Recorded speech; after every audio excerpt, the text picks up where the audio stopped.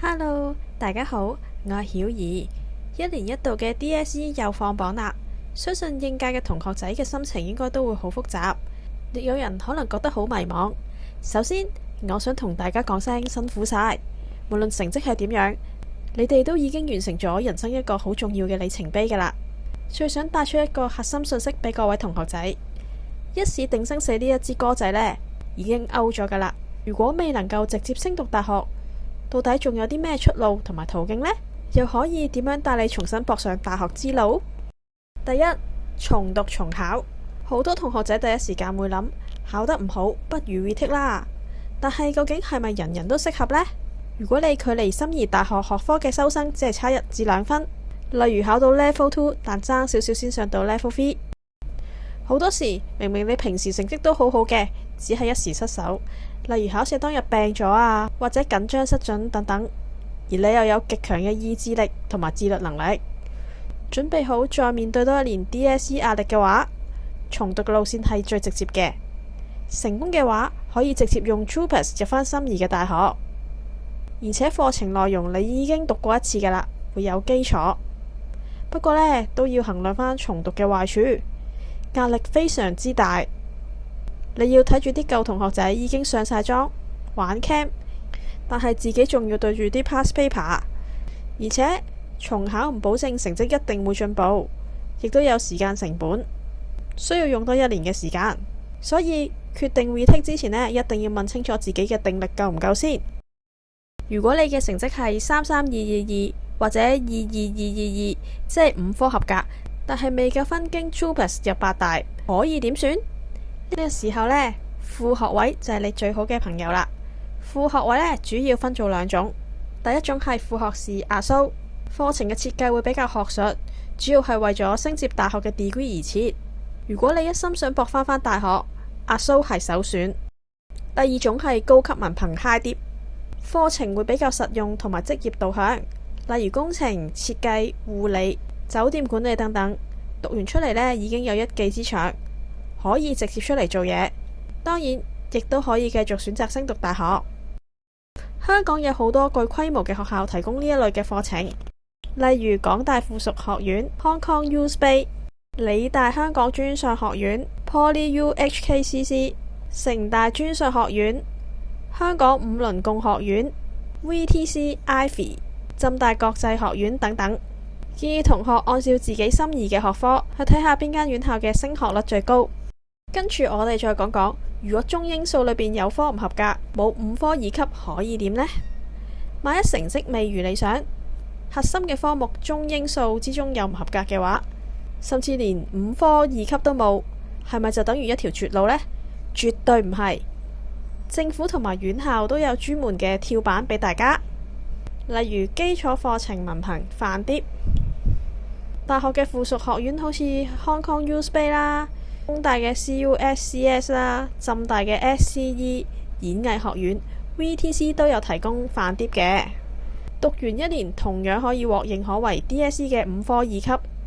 如果你日後想升讀 Ivy 嘅高級文憑，呢一個係個非常之好嘅銜接階梯。另外仲有應用教育文憑 DAE， 呢個呢就係以前大家都聽過嘅毅進文憑嘅升級版啊。讀完1年嘅 DAE 都係等同於 DSE 5科，包括中英文，考到第2級之後可以再銜接阿蘇同埋 high dip。呢個選擇特別適合啲想考公務員嘅同學仔，因為佢直頭有啲係警察、消防、海關、政府 ACO 文職嘅課程，提供嘅機構包括有明愛、港專 HKCT、都會大學 LIPACE、嶺南 Life 等等。無論你揀邊一樣，只要你肯花1年嘅時間打返好個底，你可以重新擁有報讀副學士、高級文憑，甚至考政府工嘅入場券。頭先講咗咁多院校同埋課程，到底佢哋點樣可以連上大學？等我依家就計一計條數俾大家睇啦。路線 A， 呢個係經阿蘇同埋 high dip 升大學嘅途徑。如果你已經讀咗2年副學士或者高級文憑， GPA 成績名列前茅嘅話，你可以直接報讀大學嘅高年級入學 Senior Year Admission。成功嘅話，你會直接入讀大學嘅3年級 Year 3。時間嘅計算方法呢，係2年嘅亞蘇再加2年嘅大學，總共4年，同你 DSE 直升大學嘅時間係一模一樣，完全冇落後到。路線 B 經應用教學文憑 DAE 同埋基礎文憑泛碟升大學。如果你由 DAE 讀起嘅話，條路會係1年 DAE 再加2年亞蘇或者 High Dip，然後再讀2年大學。時間計算方法係1年再加2年再加2年 ，total 5年。即係比正常用多1年嘅時間啫，用1年嘅時間換翻一個大學學位，絕對係隨笨有精。每年呢都有無數嘅同學仔係經呢條兜少少路嘅途徑，最後成功着上大學嘅畢業袍噶。除咗留喺香港讀書，其實出邊仲有好大個世界。如果家庭經濟允許嘅話，海外升學係一個非常之好嘅選擇。由熱門嘅英國、澳洲、加拿大到大家好中意嘅日本、韓國，或者近啲平啲嘅台灣、內地，其實都有好多升學嘅選擇，而且好多海外嘅大學甚至有提供埋大學嘅基礎班。DSE 唔夠分嘅話，可以先讀1年 Foundation， 再直升當地大學嘅 Year 1， 可以換個環境，擴闊下眼界，亦都係一個好好嘅出路。仲有可以邊學邊做，踏入職場或者試下做學徒。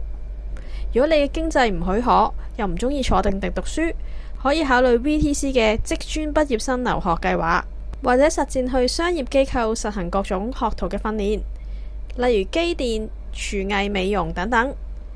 一邊學一門手藝，一邊又有份糧出，累積咗幾年經驗，到時你嘅薪酬同埋競爭力分分鐘已經贏過一個啱啱畢業出嚟嘅大學生噶啦。到時已經儲咗一筆錢，經濟條件穩定咗啦，先再考慮半工讀進修又可以，直頭更上一層樓添啊！頭先我哋數咗咁多條出路啦，證明咗直升大學從來都唔係唯一嘅劇本。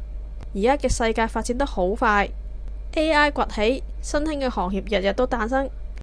社會真正需要嘅係你嘅解難能力、適應力同埋態度。一張 DSE 嘅成績單只係反映咗你過去中學生涯入邊某幾日考試嘅表現啫，絕對唔能夠定義你嘅人生。學歷亦都唔一定係未來賺錢多寡、成唔成功，或者決定你快唔快樂嘅唯一指標。有人讀完名牌大學一樣會迷失，有人由學徒做起，最後一樣做到大老闆，過得非常充實。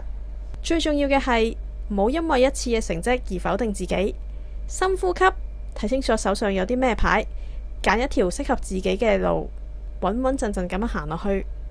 響度祝福每一位同學仔，無論你揀邊一條路，都可以順順利利、開開心心咁揾到你嘅理想。未來充滿無限嘅可能，加油啊！好啦，我今日影片都嚟到呢度，多謝大家收睇。如果中意嘅話，記住按 like、訂閱、share 出去，同埋 follow 我嘅 IG。我哋下次見啦，拜拜。